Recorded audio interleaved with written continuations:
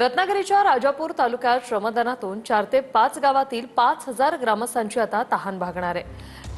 कोदवली मांडवकरवाडीतील ग्रामविकास सेवा संस्थेने यासाठी पुढाकार घेतलाय। सरकारी निधीची वाट न पाहता कोदवली नदीवर पाणी अडवणारा बंधारा बांधला गेलाय। सिमेंट काँक्रीटच्या बंधाऱ्यामुळे गावातील पाणी पातळीत कमालीची वाढ झाली आहे।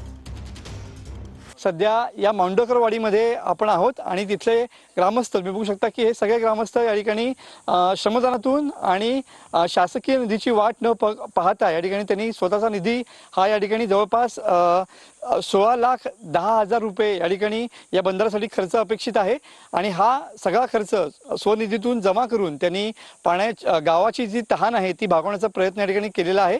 आणि त्या विहिरीमध्ये पाणीसाठा फारच कमी होतो का त्याचं कारण शोधलं आम्ही की ती जी नदी आहे त्या नदीलाच पाणी नाही आहे, तर मग त्या विहिरीत कुठून येणार। म्हणून आम्ही तेव्हा निर्णय घेतला मुंबईतील सर्व तरुण वर्गाने की एक ते कायमचा कॉन्क्रीटचा बंधारा आपण जर टाकला तर निश्चितपणे ही जी विहीर आहे ती पूर्णपणे भरलेली राहील। शंकरी मिशन आणि श्री श्री रविशंकर यांची जी संस्था आहे आर्ट ऑफ लिव्हिंग त्याने आम्हाला सहकार्य केलं आणि त्याचबरोबर आमचे स्थानिक जे आमदार आहेत त्यांनी सुद्धा जी संरक्षक भिंत आहे याला ती सुद्धा बांधून देण्याचं आम्हाला आश्वासन दिलेलं आहे।